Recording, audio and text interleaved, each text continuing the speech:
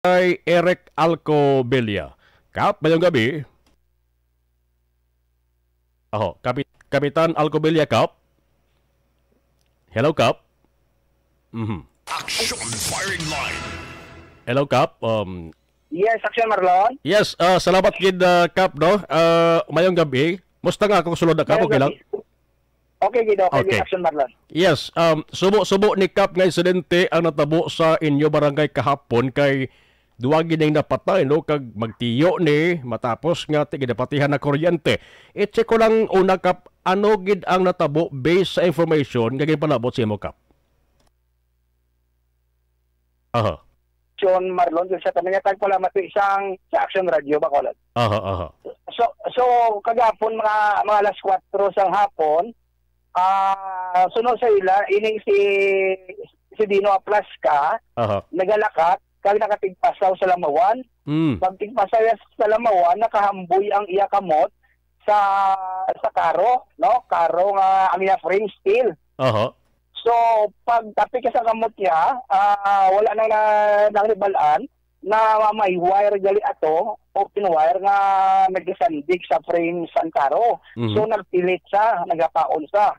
So, pagkakita siyang tiyo iya nga nagapaon sa karo, diyan pagapitan sa kagbuklason. Aha. Pagbukla sa iya, nagpilit man ang tiyo, no? Kaya ang tiil, nabasa man. So, duwamit sila, the correct Action Marlon. Aha. Magsiling nga live wire. Live wire ini sa Kap sang electric cooperative? Yes, bali, connect na sa poste, pakadto sa balay nga connection sa Action Marlon. Aha. So, bali, wala na matupang daan, galuy-loy. May gisi, sunod sila, may gisi ang wire. Nagloy-loy siya, ang pagloy-loy, nagtandog gali to sa steel, sang karo. Yes, Action Marlon, no, sa steel. Oho. Ti magsiling talay wire, di bla dapat, Kap, ara ina sa babaw, no? Babaw nga porsyon, dapat layo sa tawo. Do kayo na ginmanikap na talupang down dara sa mga salinding, ano nagaloy-loy ini nga live wire? Aha, Kap? Hello, Kap? Action Marlon. Aha. Hello. Yes, Hello, Action Marlon. okay. So, bali, wala guro natalupang na Action Marlon, nga ilang wire, galuy-loy na. No, oo.